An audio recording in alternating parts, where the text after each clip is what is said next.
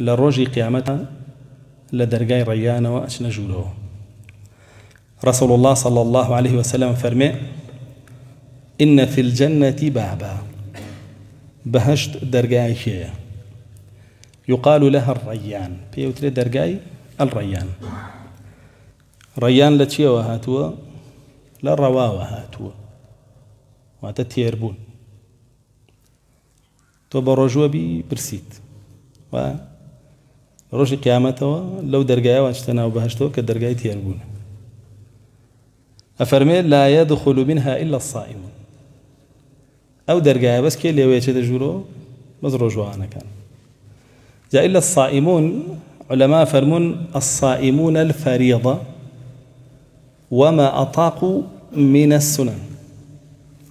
أوانيك فرزك عن قرتوه، يعني بفرزك وقرت به جات له درجة وتشتجوله نك هي فرضك فودين جات السنة تقري ودواء ويشند لتواناي أنها بسنة كان ينقرتوه با يقيني أنها بما دام بو الله جل جلاله دام زراب لسري لدرجة ريان وتشنجوله للرجي قيامته أو درجاي تيربونا لا خواردن وخواردنا وكاني ناو بهشت.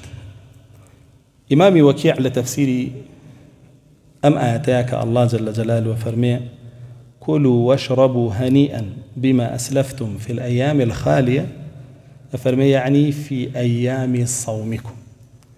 أفرمي كاتك كرجوانا كان لدرجاي ريان وكرينا جورو بناو بهشت بيانا وتريب بخون وبخونوا بوي كالروجكاني روجوا ايوه هشتان أخوارد لبر الله جل جلاله أمره لم درجاي وبش نجورو بخون وهتاوكو تير بنو تير شراب بنو لها منازو نعمتكاني بهشت.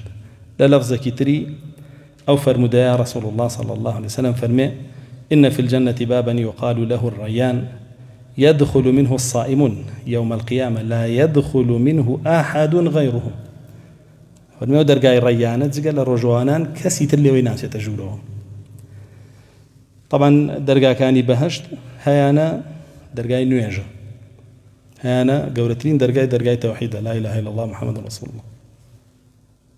هي درجاي نيجا بنص فرمدهاتوا هي درجاي الرجوع أنفر مدي باسيكا هي درجاي بابلين زكاة صدقاتا هي درجاي جهادا هي درجاي باوكو دايك هش درجاي هي لا درجة كانت ولا سنة بلا ميكي لدرجة كاني كجرنجا بيزاني بريت يلا درجاي روجوان زياتر كسيليناتيتا جوروا.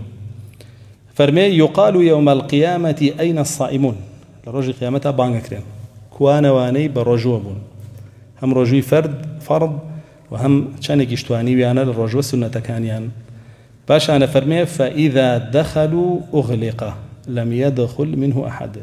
كهم الرجوان لو درجاء وطاو داخلي بهشت بن يتر درجاء كدا آخره وكسيتر ناشتجلوا لي أبو إنسان أول بدا للرجوة وانا كان به حتى وكو لو درجاء وبانك بكري ولو درجاء وبتشيت جوله